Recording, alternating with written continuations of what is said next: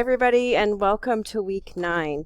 I hope you're seeing the benefit of taking a stepwise approach to developing the research proposal.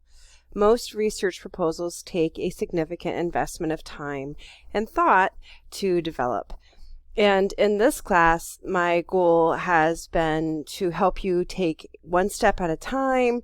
How do you eat an elephant? One bite at a time, just to help you learn to think through all of the considerations in each step.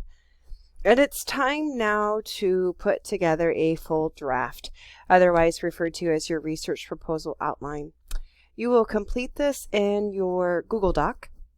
And in addition to making edits to each section that we've already worked on, based on the feedback from me as your instructor and from your classmates through the peer review process, you will now add a minimum of one sentence to each section that remains, whether it's the preceding literature review or the post sections to what you have already worked on, and add a minimum of one sentence each so that you have a complete full draft that contains your thoughts for each of the sections of the research proposal.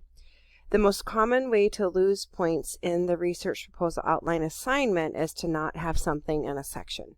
So be sure to have something in every part of your Google Doc.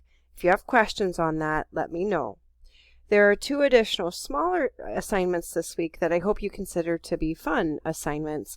And these are not busy work, I promise. These are assignments that are designed to help you understand better survey research, because this is a part of the methodology for many undergraduate researchers.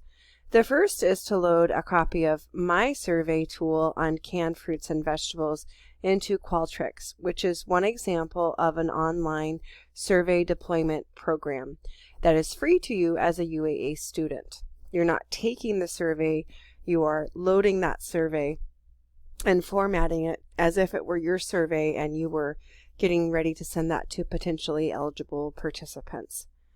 And then the second mini assignment is a code book that you will complete as a means of understanding your data and what the numbers mean when you receive a spreadsheet from a program like SPSS or Excel or Qualtrics. When you are done collecting data, you have to have a way to interpret what those numbers mean, understanding that some code books have thousands of variables in them. So it can be overwhelming trying to figure out what the respondent choices mean without some type of key or code to navigate that process. Please let me know, as always, if you have questions. I do hope you have a very good week. Take care.